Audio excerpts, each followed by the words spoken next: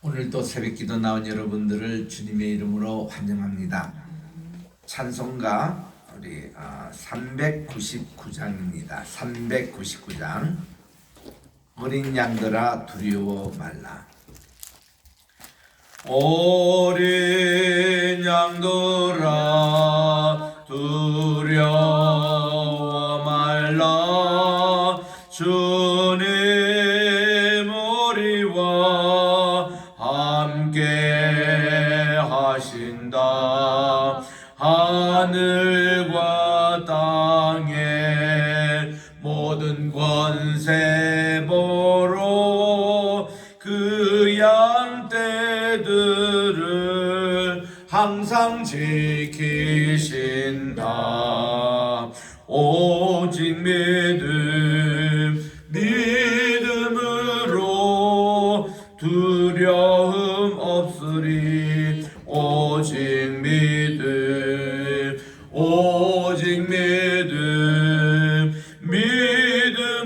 믿음으로 두려움이 없으리. 오직 믿음. 399장 어린 양들아 두려워 마라. 주가 내 갈 길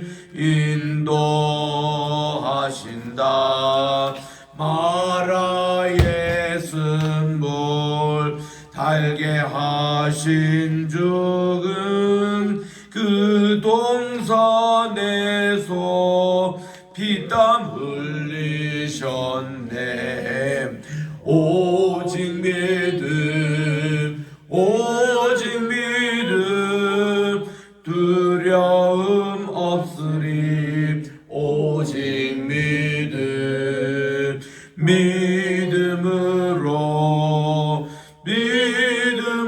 믿음으로 두려움 없으리. 오직 믿음. 어린 양들아 두려워 말아라. 주님 언제나 함께 하신다. 고난과 역경 환난 중에 능력의 주님 너를 지키신다. 오직 믿음 두려움 없으리. 오직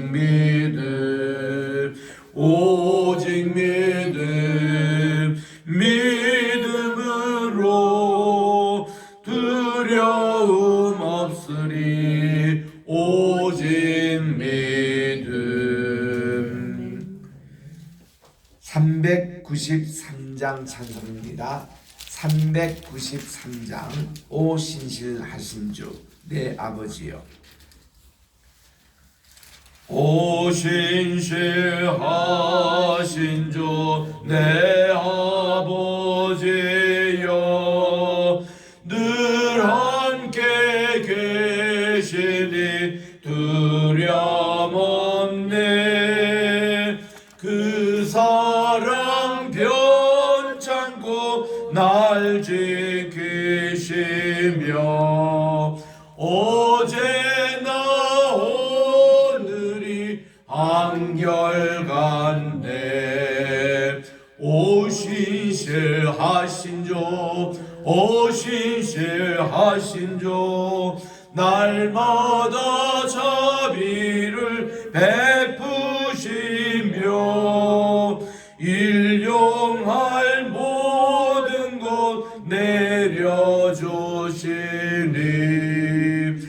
오 신실하신 주 나의 구주. 봄철과 또 여름 가을과 겨울 해와 달 별들도 다 주의 것. 만물이 하나로 드러내도다. 신실한 주 사랑 나타내네. 오 신실하신 주, 오 신실하신 주, 날마다 자비를 베푸시며 일용할 모든 것 내려주시니. 오 신실하신 주, 나의 구주. 393장. 내 죄를 사하여 아니하시고 조친히 오셔서 인도하네. 오늘의 힘되고 내일의 소망, 주만이 만복을 내리시네.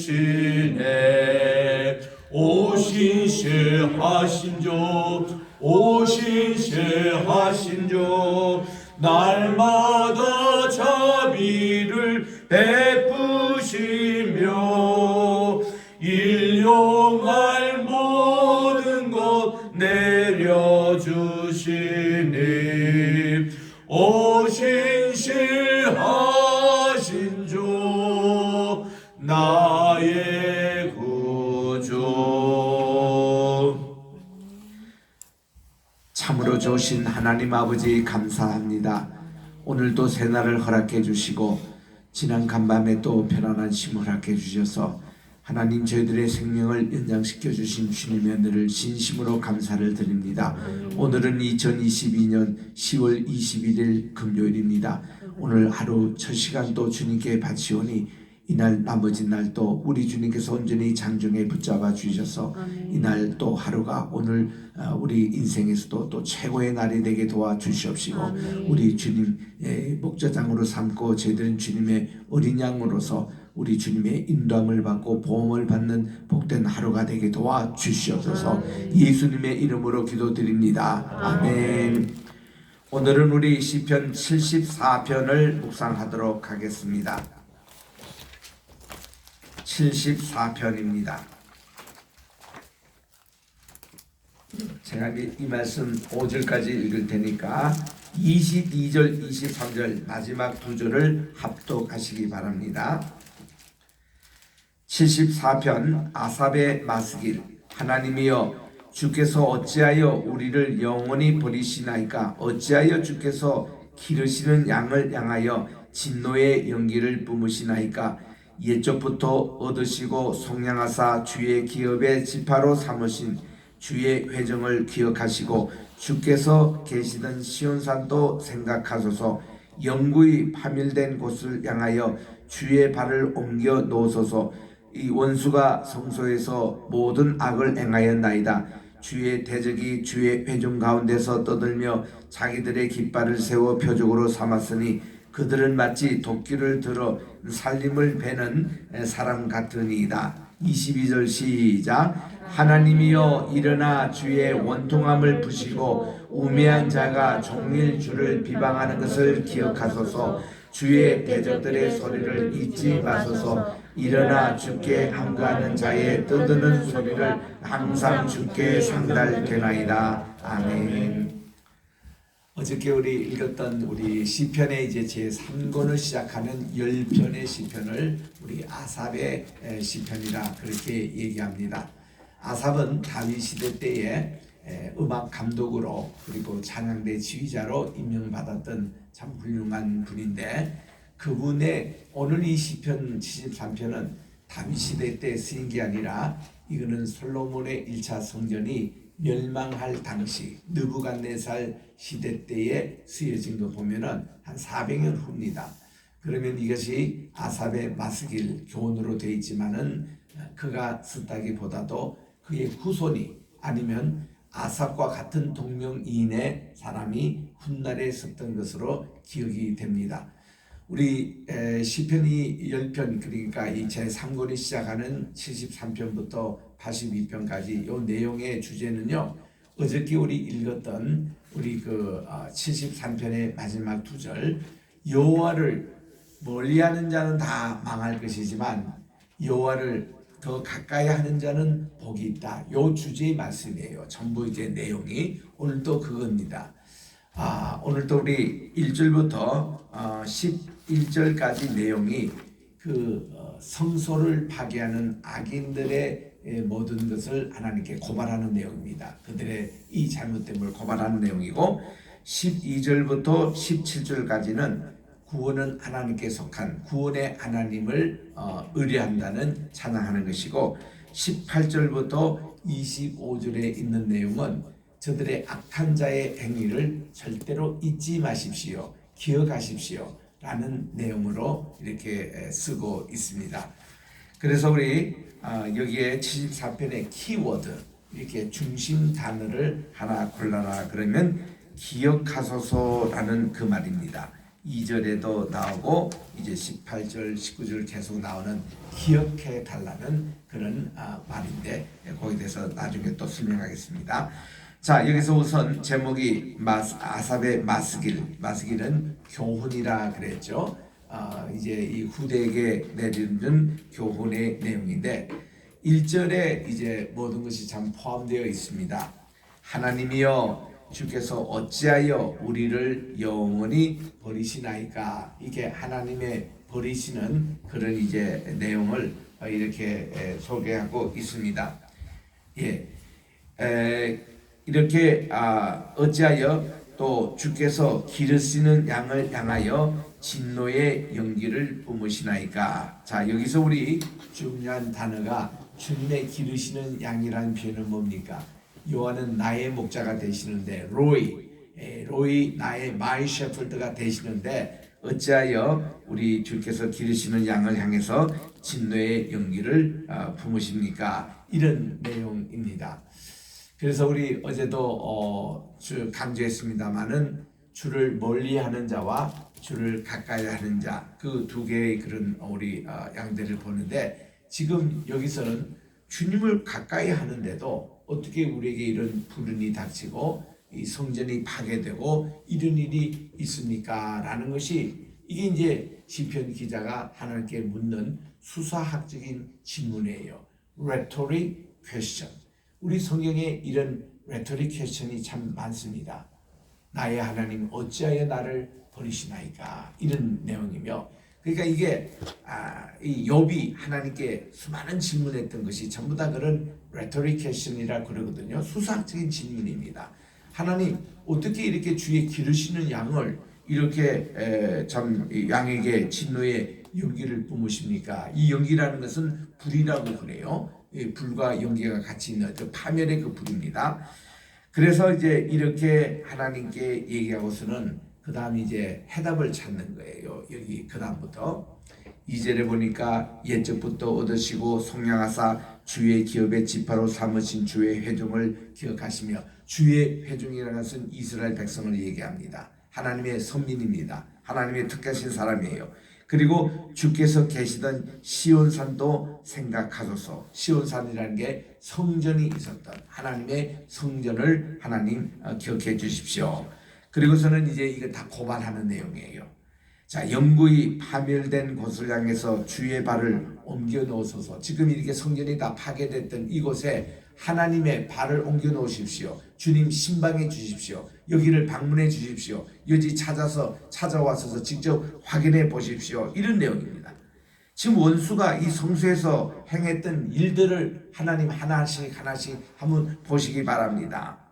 주의 대적이 주의 회전 가운데서 떠들며 자기의 깃발을 세워 표적을 삼고 이렇게 성전을 침입합니다. 자기들이 깃발을 세우고 그들은 마치 도끼를 들어가지고 이 살림, 이 나무를 베는 사람 같의 그런 심정으로 성전에 있는 모든 기물들을 다 파괴를 했습니다.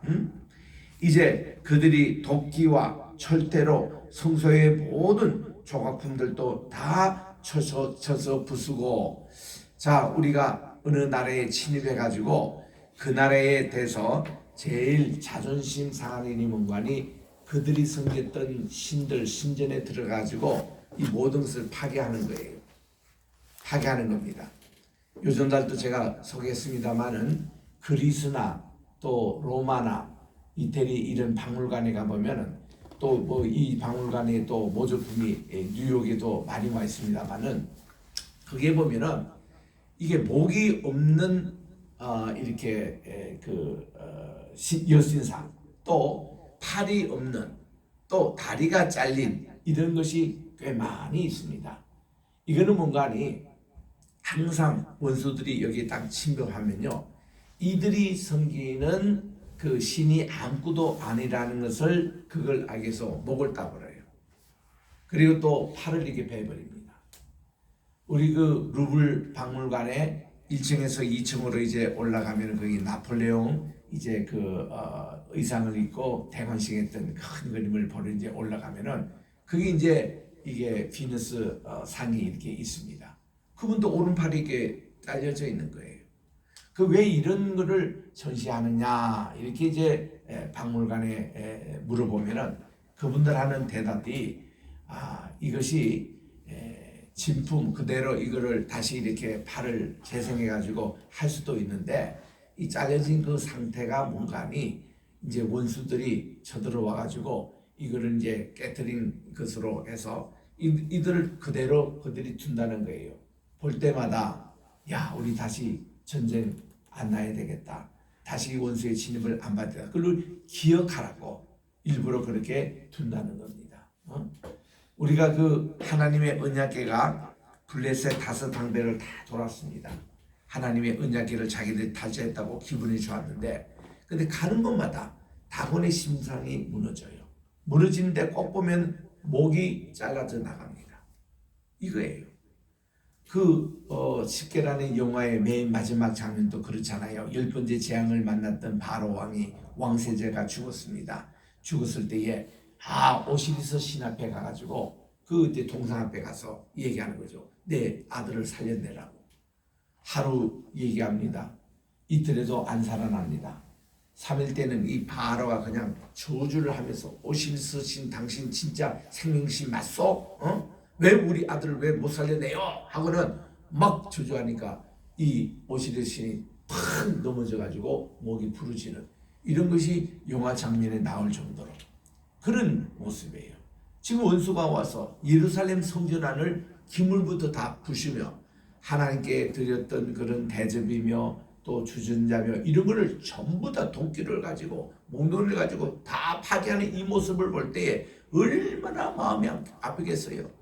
지금 이 아픈 마음을 아삽은 찬양대 지휘자로서 거기에 성전을 봉사하고 있던 자가 직접 본 모습을 자손에게 이거를 전해줘서 지금 이 시편을 지금 적고 있지 않겠습니까? 그래서 이제 이 7절에도 보니까 주의 성소를 불사릅니다. 주의 이름이 계신 곳을 더럽혀 땅에 엎은나이다. 이런 비슷한 것을 또 훗날 마카비 독립 시절 때 그때는 안티오쿠스 4세라는 사람이 있었습니다. 이 사람 누군가니 알렉산더의 장군관대 하나였어요. 알렉산더가 죽고 나서 일찍 죽었잖아요. 그리고서는 그 땅이 4개로 이렇게 분할이 돼가지고 4장군에게 그걸 갔는데 그 중에 오늘날 시리아 이 땅을 안티오쿠스 4세가 그를 맡았습니다. 근데 이분은 자기 닉네임, 자기 그 이름을 에피파네스, 자기가 현원신이래요. 그렇게 이만큼 악독한 왕이었습니다. 이 사람이 예루살렘에 딱 점령하고 나서는 제일 먼저 했던 것이 이스라엘에 있는 모든 사람들에게 안식일 지키지 마라, 할례를 금한다, 토라는 절대로 읽지 말라, 그리고 예루살렘 성전에 와서 예배 드리지 말라 하면서 예루살렘 성전 안에 제우스 신상을 세우는 거예요.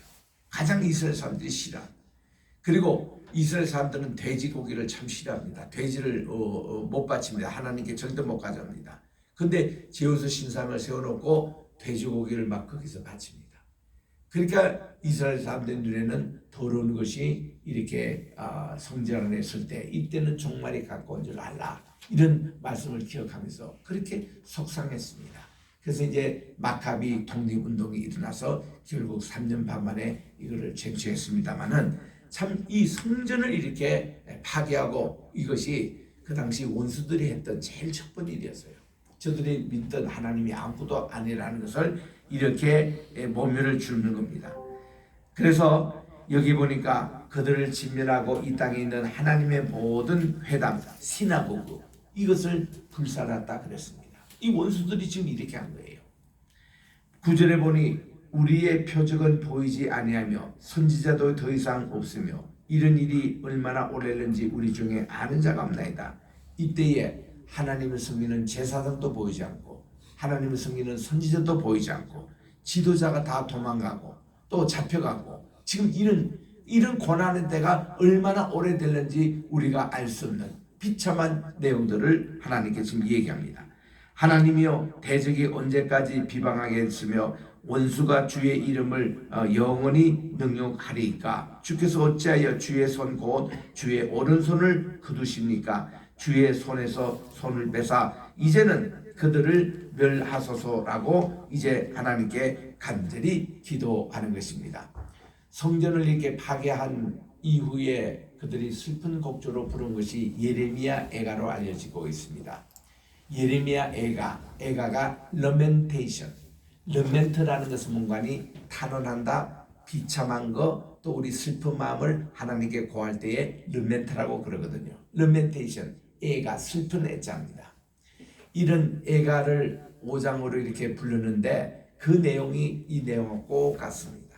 하나님의 성전이 다 파괴가 되고 그래서 그들이 하나님께 간절한 이 애가의 곡조에 보면요 3이 곡조로 되어 있습니다.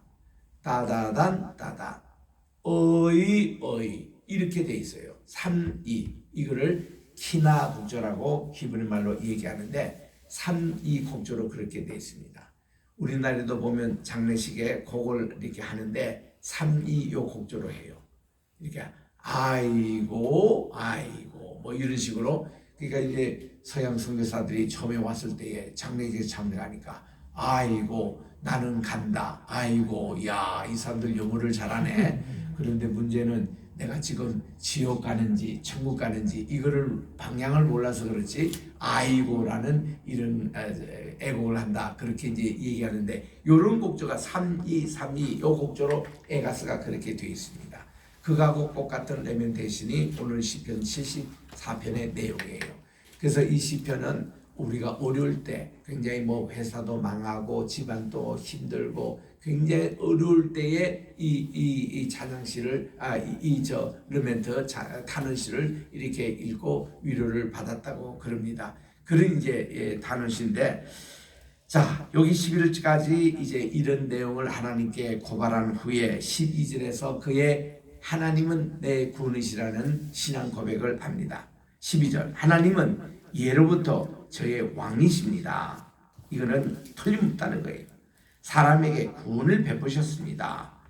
주님께서는 주의 능력으로 바다도 나누시고 물과한데 용들의 머리도 깨뜨리시며 리브야단의 머리도 부수시고 여기서 지금 리브야단이나 또 용들의 머리라는 것이 같은 사탄의 모습을 일컫습니다. 이사야 27장 1절에도 나오는 내용입니다.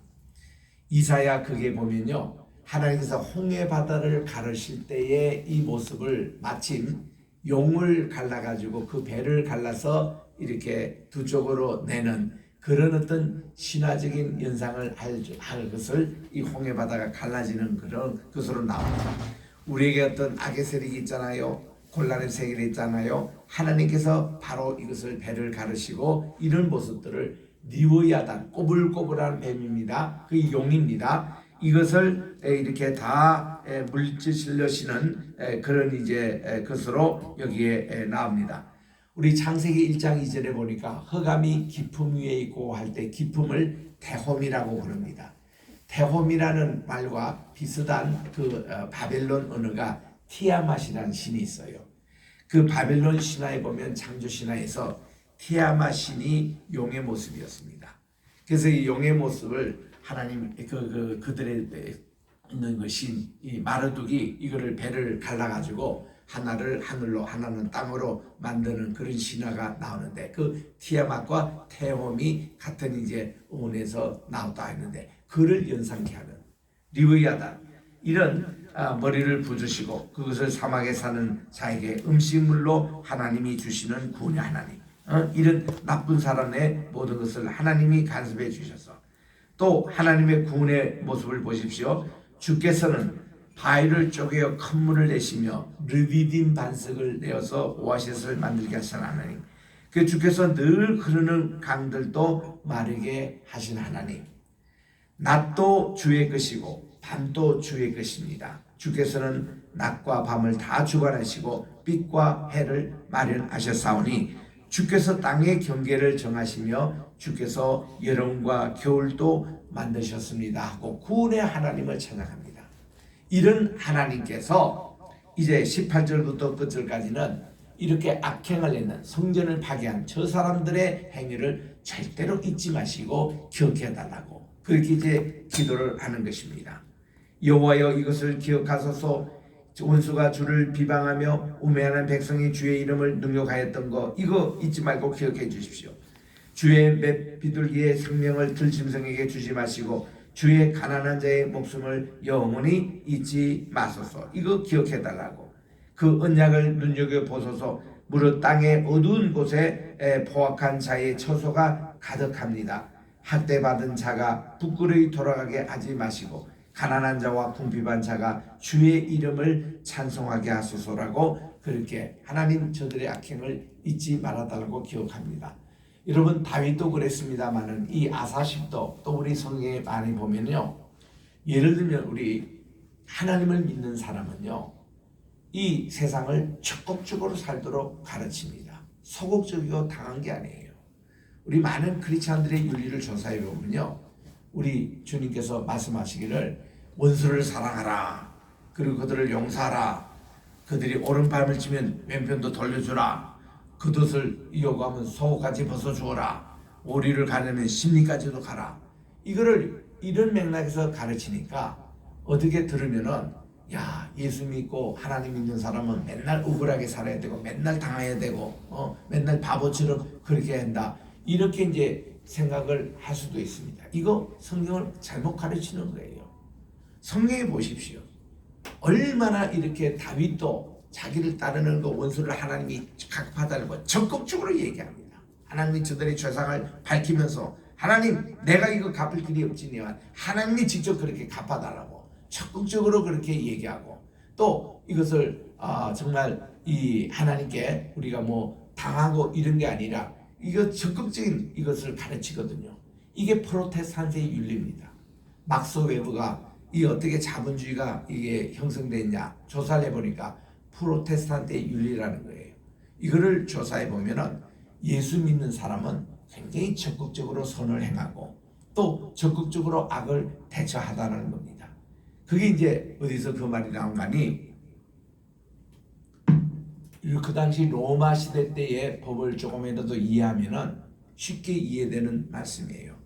오른밤을 때리면은 왼편을 돌려주라. 이것을 우리 흔히 뺨을 때릴 때는요, 사람이 오른손을 가지고 상대방의 땅밤을 딱 때리면 뭐예요? 왼편반을 때리는 거예요. 왼편반. 왼편반 때리는 게 정상이거든요. 이게 인간 대접을 해주는 겁니다. 그런데 이놈들이 이렇게 때리면 되는데 능력을 한다고 이 손등을 가지고 이렇게 오른밤도 때리는 거예요. 그 때리는 거예요. 그렇게 때리는 자에게는 왼편 딱 돌려서, 야, 너 나를 치면 똑똑히 쳐라. 오른손 가지고 제대로 쳐라 하고 돌려주라는 거예요. 이렇게 저항하라는 겁니다. 악에 대해서. 그리고 겉옷을 달라고 하면 속옷까지 주라. 이게 뭔가니, 로마 법정에서는요, 이제 돈이 없는 사람에게 그 겉옷으로 이제 해서 부당한 이제 그 판결을 하는 겁니다. 판사가. 그럴 때는 로마 법정에서 말이죠, 너무 억울할 때는 옷을 다 벗어버립니다. 자기 나체를 보여줍니다. 그러면 그 순간 이 판사는 명예직에서 이 판사복을 벗어야 됩니다. 판사 복관 이상 못해요. 법정에 풀치를 당하기 때문에. 이 로마 법정입니다. 자, 너희가 억울하게 겉옷을 주라고 판단할 때는요, 속옷까지 벗어져서 그 부당한 판사의 옷을 벗기라는 거예요. 세 번째는 이렇게 오리로 가자 하면 심리까지 가라. 그러면은 로마 이 군인들이 말이죠, 군장 완전구장을 하면서 우리 대한민국의 완전구장은 한 30kg가 돼요. 굉장히 무겁습니다. 그래가지고 할 때는 평민을 이렇게 해가지고 대신 지게 해요. 로마 시대에도 그랬습니다. 그런데 요게 언제까지, 군법이 언제까지 하면 5리까지는 허용해요. 요즘으로 말하면 우리의 한 2kg 정도 되는. 그런데 요거보다 더 가버리면은 군법에 위반이 됩니다. 그 누가 너를 억지로 말이지, 하기 싫은데 억지로 5리를 가게 하면 10리까지 가게 해가지고 그 사람만 하면 군법에 걸려서 영창을 보내라는 거예요. 여러분, 이런 원리입니다. 이런 원리를 맨날 주어 터지고 그냥 맨날 예수 믿는 사람은 돈 뜯기더라도 말 한마디 못하고 이렇게 살라 아니에요, 그게. 이래서 우리 하나님은 이런 악에 대해서도 적극적으로 대처하라는 거예요. 지금 이런 내용 아닙니까? 하나님 저대로 잊어버리지 마시고 기억하게 해달라. 그래서 마지막 22절 우리 합독한 내용에 하나님이여 일어나 주의 원통함을 푸시고 우매한 자가 종일 주를 비방하는 것을 기억하게 해주십시오. 주의 대적들의 소리를 잊지 마십시오. 일어나 주께 한가하는 자의 떠드는 소리가 항상 주께 상달하나이다. 이래서 예루살렘 성전이 멸망한 이날을 이 티샤 베아브라 그럽니다. 히브리 말로 티샤라는 것은 8일이라는 뜻이고 베아브라는 것은 아브월 8일, 유리로 말하면 양력으로 말하면 8월 초쯤 됩니다. 8월 초쯤 예루살렘 성전이 멸망했거든요.